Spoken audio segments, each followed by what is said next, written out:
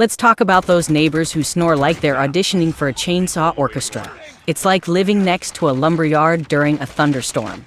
You're trying to peacefully drift off to dreamland, and then it begins, the snoring symphony. You can practically feel the vibrations through the walls, like a bass-heavy nightclub next door. And it's not just any snoring, it's a performance. They go from gentle rumbles to full-blown soundscapes that could wake the dead. Earplugs become your new best friends, but they're no match for the Neighbors Snororama. It's like a daily episode of Neighbors Got Snore Talent, where you're the unwitting judge. You wonder if you should applaud or bang on the wall in a desperate plea for silence. Noisy neighbors, the unsung rock stars of the night.